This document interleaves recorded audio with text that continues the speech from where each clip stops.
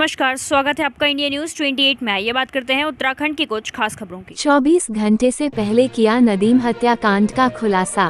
खबर उत्तराखंड राज्य के जनपद उधम सिंह नगर की जसपुर कोतवाली से है, जहां पुलिस को एक बड़ी कामयाबी हाथ लगी है, जिसमें बीती रात हुए दिल दहलाने वाले नदीम हत्याकांड का खुलासा पुलिस क्षेत्राधिकारी काशीपुर वंदना वर्मा ने जसपुर कोतवाली प्रांगण में पहुंचकर 24 घंटे से पहले खुलासा किया है।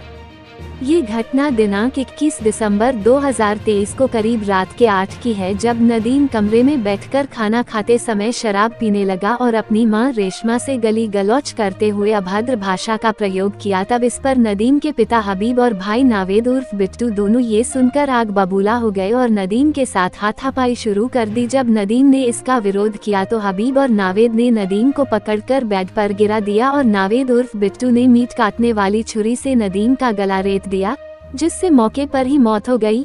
तब ये सब देख मृतक नदीम की मां रेशमा ने पति हबीब और पुत्र नावेद को फरार कर दिया और वे दोनों वहां से फरार हो गए। ये सूचना पाकर मौके पर पहुंचे कोतवाल आशुतोष सिंह एवं पुलिस प्रशासन ने देखा कि मृतक नदीम बेड पर पड़ा हुआ था और शव पर चोट के निशान भी थे और उसकी मां रेशमा वहां मौजूद थी है और मकान के आसपास लोगों की भीड़ लगी थी। उसकी मृत्यु हो गई। इस पर पुलिस को संदेह हुआ और प्रथम दृष्टि यह मामला हत्या का लगता है। शव को पोस्टमार्टम के लिए भेज दिया था तथा अगले दिन पुलिस को मिली सूचना पर पतरामपुर रोड बने फ्लाईओवर के नीचे से फरार मृतक के हबीब भाई नावेद पुलिस को गुमराह करने के जुर्म में नदीम की मां रेशमा सहित तीनों को गिरफ्तार कर न्यायालय के समक्ष पेश करते हुए जेल भेज दिया है।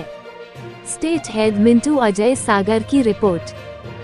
महिला के द्वारा बताया गया थोड़े नीचे कि उसका एक 25 वर्षीय बेटा है, नावेद उसका नाम है, और उसके द्वारा अपना घर में गला काट लिया गया है। इस सूचना पर पूरी फोर्स हमारी यहाँ मौके पर पहुँची। जब मौके पर पहुँचने पर जब घटना का मुआयना किया और जब हमने सभी परिस्थितियाँ देखी तो जो महिला इससे पूछताछ भी करी तो कुछ उसकी बातों में विरोधाभास था, जिसको और जो बॉडी पड़ी थी उसके आसपास भी कुछ स्ट्रगल मार्क्स भी मौजूद थे। तो इन सब का मौका मुआयना बारीकी से किया गया, फोटोग्राफी वीडियोग्राफी भी की गई और उसके साथ ही जो महिला से पूछताछ की गई तो बाद में महिला के द्वारा बताया गया कि बेटा उसका गलत संगत में था और लंबे समय से उसको, उसके पूरे परिवार को, पति को और दूसरे बेटे के साथ भी अभद्र व्यवहार करता था, उनको बहुत जलील करता था और उनके साथ मारपीट, गाली गलौज और नशे में रहने का आदि था। इन्हीं सब बातों से परेशान होकर आज पुनः उनके घर में झगड़ा हुआ था और इन्हीं बातों से परेशान होकर उसके पति और उसके दूसरे बेटे के द्वारा इस हत्याकांड को अंजाम दिया गया, उसका गला काट दिया गया।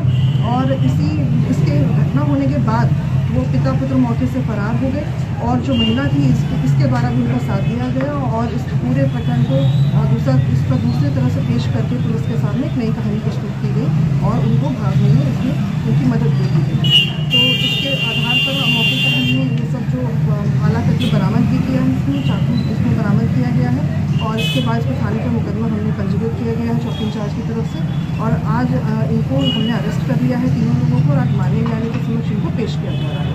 ही रामनगर में उसका मायका है और वो कल जब घटना की सूचना उसको मिली तो कल रात वो मौके पर लौट आई थी। और दूसरा इसका एक और भाई है, छोटा भाई है, वो उस वक्त घर पे नहीं था जब घटना हुई, वो घर से बाहर था। तो मैडम बात है क्योंकि लड़का थोड़ा काफ़ी टाइम से इसी प्रकार की हरकतें कर रहा था, थोड़ा शराब का आदी था और पूर्व में भी अपनी एक पत्नी को तलाक दे चुका था शराब के नशे में। फिर उसकी दूसरी शादी हुई थी, 1 साल का इसका बच्चा भी है। उसके बाद इसने अपनी जो दूसरी पत्नी है उसके साथ भी ये मारपीट करता था और अपनी माँ के साथ, अपने पिता के साथ भी ये मारपीट करता था, उनके साथ गाली गलौज भी करता था। एक दिन पहले इसने यही सब चीज़ें जब हुई थी तो रात भर इनके बीच में ये बात भी हुई थी कि थाने चल के इसकी रिपोर्ट करते हैं, परंतु ये थाने पर नहीं आए।